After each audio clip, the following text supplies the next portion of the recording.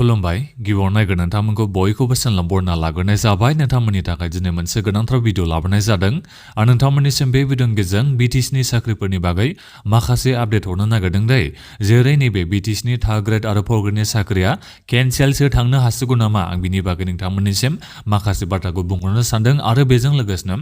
जोंहा माखासे टेक्निकेल भेकेन्सिबो फैदोंमोन जायनि जोंहा रिटन एग्जामा जानानै थांदोंमोन दा बेफोर साख्रिया केन्सेल थांनो हासिगौ नामा आं बिनि बागै नोंथांमोननिसिम माखासे बाथ्राखौ बुंहरनो सानदों आरो बेजों लोगोसेनो दायो माखासे मानसिफ्रा दायो प्रटेस्ट खालामनायनि बाथ्राखौबो बुंहरदों आरो नैबे साख्रि बाख्रिनि सायावनो दा बिनि बागैबो नोंथांमोननिसिम आं माखासे आपडेटखौ हरनो सानदों बयबो नोंथांमोना भिडिअखौल' जोबजासिम नायलांबानो जाबाय दा बिनिफ्राय आंनि मोनसे खावलायनाय थाग्रोबाय नोंथांमोना गासैबो चेनेलखौ साबस्क्राइब खालामना लाग्रोलाय होननानै जाहाथे नोंथांमोना बेबादिनो भिडिअखौ मोननो हायो आं गिबियावनो नैबे थार्ड ग्रेड आरो फोर्थ ग्रेडनि साख्रिनि बागै बुंहरग्रोनो सानदों दे दा बियो 100% केन्सेल थांनो हासिगौ एबा थांसिगोनबो आं दा बेखौ बुंनो हानाय जाथ'वाखै दै नाथायबा दा बाथ्रा जा मिथिनानै मोनबाय थादों जेनेबा बे केन्सेल थांनोबो हागौ बादि आरो केन्सेल थाङाबो जानो हागौ नाथायबा थांनोबो हागौ बादि आरो दा गेजेरावनो दंथ'यो होननानै आं नोंथांमोननिसिम बेखौ बुंहरगोन मानो होनोबा थांनाय नैबे प्रमद बर'आ जा सरकार दादोंमोन सरकार दाजेननाय समाव आरो जोंहा नैबे फरेस्टार आरो माबानि थाखाय फरेस्ट गार्डनि थाखाय जोंहा खारग्लुंनाय खारदोंमोन नोंथांमोना सोरबा खारनो मोन्दों जानांगौ दा बेवहायबो केन्सेल खालामदों प्रमद बर'नि सरकारा आद्रा थानाय रिक्रुटमेन्ट प्रसेसखौ दा बिनिफ्राय नै जोंहा नैबे प्रमद बर'नि दैदेननाय सरकारनियावबो मा जाखो बिथांमोना साख्रिखौ होलांजोबनो हायासै आद्रा थालांबाय दा बेखौ जुदि नैबे हाग्रामा महिलारि बिथाङा जेबो नायफिनाबा आरो केन्सेल खालामोबाथ' आरो मा होनबावनो दा बिनिखायनो गेजेराव दंथ'यो आरो दायो केन्सेलबो थांनो हागौ बादि थाङाबो जानो हागौ बादि आरो बिनिफ्राय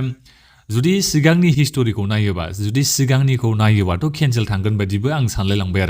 आरो जा खौरां मोनबाय थादों दा जेबो बुंथ'नो हाथ'ला आं बेखौ बुंहरला जेनेबा केन्सेल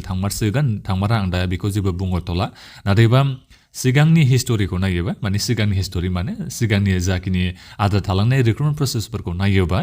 दा बेखौ नायोबाथ' नोंथांमोना सानना नायबानो जाबाय माबायदि थासारि जानो हागौ नाथायबा बाथ्राया बेसो आरो नैबे आं गिबियावनो फोर्थ ग्रेडनिखौ बुंहरग्रोनोसै दा बे फोर्थ ग्रेडनियावबो प्रमद बर'नि सरकारा इन्टारभिउखौनो थांनाय बोसोरावनो लानायमोन दा बिनि साख्रिखौ बिथांमोना होलांनो हायाखै दा मानि थाखाय बिथांमोना होलांनो हायाखैमोन माथ्र' रिजाल्टखौल' होनानै साख्रिनि एपइन्टमेन्ट लेटारखौल' बिथांमोना होलांथारनांसिगौमोन इसेबां गोबावथ' सम लानो नाङामोन दा मानि थाखाय बिथांमोना साख्रिनि एपइन्टमेन्ट लेटारखौ होलांनो हायासै प्रमद बर'नि दैदेननाय सरकारा बै समाव सरकार थानाय समाव दा बेयो मोनसे गिदिर बाथ्रा जानानै फैदों दै ना बेसेबां भेकेन्सियानो गैयामोन दा बेबो मोनसे बाथ्रा जानानै फैदों जुदि भेकेन्सियानो गैयामोनबा जेसांखिनि साख्रिनि एडभार्टाइजमेन्ट ओंखारदोंमोन दा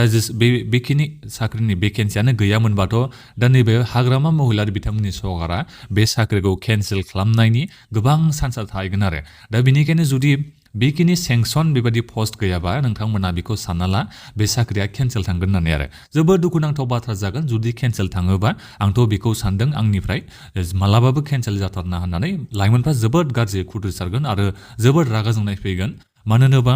ग्रेड 4आनो जा थार्ड ग्रेडआनो जा एप्लाइ खालामनायाव ओरैबायदि फैसा गारदों मानसिफ्रा आरो अफलाइनसो जादोंमोन सिगाङाव जोंहा एप्लाइआबो दा बेवहाय IPO नागिरनायनि थाखाय जोबोद खस्थ' मोनदों आरो IPOआवबो 250 थाखा 200 थाखा बेबादि दाननानै एप्लाइ खालामदोंमोन लाइमोनफ्रा दा बेथ' थांबाय एप्लाइनि नामाव जेनेबा फैसा लांबाय बे जेबो नंबावा खस्थ' खालामनानै फरायबाय इन्टारभिउ होबाय दा बेखौ जुदि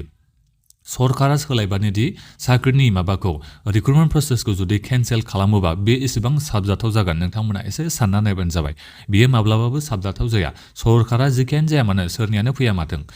बेबादि मालाबाबो जानो नाङा जे रिक्रुटमेन्ट प्रसेस लाइमोनफोरनि बे माबाजों मा होनो बेखौ केरियारजों लाइमोनफोरनि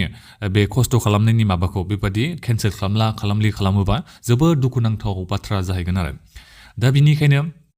नैबे जा आद्रा थानाय रिक्रुटमेन्ट प्रसेस दा बिनि थाखाय केन्सेल खालामनो हागोन ना हाया एबा केन्सेल खालामगोन ना खालामा दा बेखौ आं बुंहरथ'ला दै नाथायबा दासिमबो CSPनि मेम्बारखौ सायख'ना होनाय जायाखै CSPनि गोदान चेयारमेन फैयाखै मेम्बारफोर फैयाखै दा बिनिखायनो रिक्रुटमेन्ट प्रसेसा दायो आद्रा जानानै दंथ'यो दा बिनिखायनो नैबे रिक्रुटमेन्ट प्रसेसा आवगायगोन बायदिखौ आं मोनदों नैबे CSPनि मेम्बारफ्रा फैबासो दा जुदि आवगायाबाबो मा खालामगोन लाइमोनफ्रा आं दा जा दायो मिथिना मोन्दों लाइमोनफ्रा CSPनिसिम थांगोन आरो हाग्रामा बिथांमोनसिम थांगोन सेक्रेटारियेटआव थांगोन रिक्रुटमेन्ट प्रसेसखौ आवगायफिननो थाखाय दा बेनिखायनो मानसिफ्रा दायो एसे नेनानै दंथ'यो आं जा मिथिना मोन्दों लाइमोनफ्रा दायो एसे नेनानै दंथ'यो आरो दा बिनि उनाव जुदि CSPनि मेम्बार गासैखौबो सायख'खांनायनि उनाव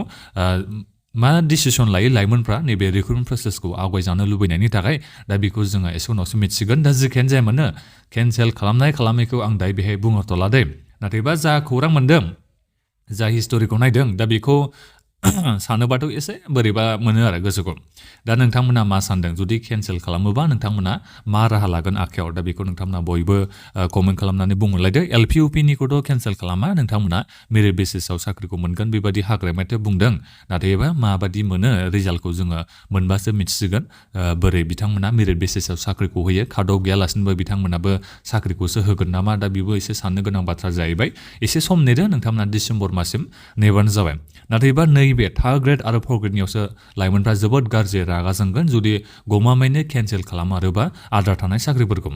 जेनेबा रिटर्न एग्जामाथ' गासैबो जालांजोब्बाय नालाय नैबे टेकनिकेल भेकेन्सि बिनि रिटर्न एग्जामाबो जोंहा जोबनानै थांदों बिनिफ्राय ग्रेड 3नि नैबे higher secondary level graduate level बिनियाबो जोंहा रिटर्न एग्जामा जोबनानै थांबाय ग्रेजुवेट लेभेलनिखौथ' रिजाल्टखौनो होबावबायसो आरो दा बेखिनि रिक्रुटमेन्ट प्रसेसखौ जुदि नैबे हाग्रामा महिलारि बिथांमोननि सरकारा केन्सेल खालामोबा गावसोरनो एसे साननांगोन बायदिखौ आं मोनखादों लाइमोनफ्रा एसे रागा जोंगोन इसिबां गाज्रि फैसा लांबाय एप्लाइनि मुङाव खस्थ' खालामबाय हर सान फरायनानै खस्थ' खालामनानै रिटर्न एग्जामखौ होबाय आरो बिनिफ्राय बेबादि थासारि जायोबा केन्सेल खालामलायनाय जायोबा जोबोद मोनसे साननो गोनां बाथ्रा फैगोन दा बेवहाय लाइमोनफ्राथ' खुद्रि सारखागोनखा आं बेखौ जा मिथिना मोननो हादों दा जिखियानो जाया मानो दा आं बुंहरथ'ला केन्सेल थाङो ना थाङा बेखौ नोंथांमोना एसे समखौ नेदो नैबे CSPनि गोदान मेम्बारफोर सायख'नायखौ नोंथांमोना नेदो CSPनि मेम्बारखौ सायख'खांनायनि उनाव केन्सेल जामारो ना जामारा जों बेखौ मिथिनानै मोननो हागोन दे आं दायो बेखौ बुंहरला आरो माने ओरैनोथ' आं माखासे खौरांखौ मोन्दों अब्लाबो आं नोंथांमोननिसिम दायो बेखौ थोंजोङै बुंहरला केन्सेल थाङो ना थाङा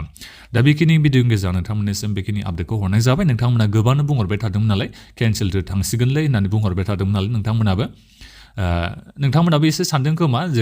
जेरै 2019आव जा हाग्रामा महिलारि बिथांमोननि सरकार थांनाय समाव जा खारनाय जादोंमोन फरेस्टार 1 फरेस्ट गार्डनि थाखाय दा बेखौथ' प्रमद बर'नि सरकार फैनाय लोगो लोगो केन्सेल जादोंमोन नालाय दा बेखौ नोंथांमोना साननानै एसे बोरैबा मोन्दों आरो जेनेबा केन्सेल थांसिगोन बेबायदि नोंथांमोना बुंहरबाय थादों आरो दा बेबादिथ' जानाया 2019नि बाथ्राया बेलेग जाबाय दाथ' मानसिफ्रा बेबादिजों गनायनाय नंला बेबादि सरकार सोलायबानो जुदि साख्रिनि रिक्रुटमेन्ट प्रसेसफोरखौ जुदि केन्सेल खालामोबा बन्द खालामलायोबा एसे बोरैबा जायो बाथ्राया दा बेनिखायनो बे गोदान सरकारा एसे साननानै नायगोन बायदिखौ आं मोन्दों दा साननानै नाया बेखौथ' जों एसे समावसो मिथिसिगोन आरो उनाव मा डिसिसन लायो लाइमोनफ्रा आं बिनि बागैबो नोंथांमोननिसिम आपडेट हरगोन दा बे भिडिअनि गेजेराव नोंथांमोननिसिम बेखिनि खौरांखौ हरनाय जाबाय नोंथांमोना माबाफोर सोंनांगौ दङबा कमेन्ट खालामदो बे भिडिअखौ नोंथांमोना बयबो शेयार खालामबानो जाबाय दा बेखिनियानोमोन गोजोन्थों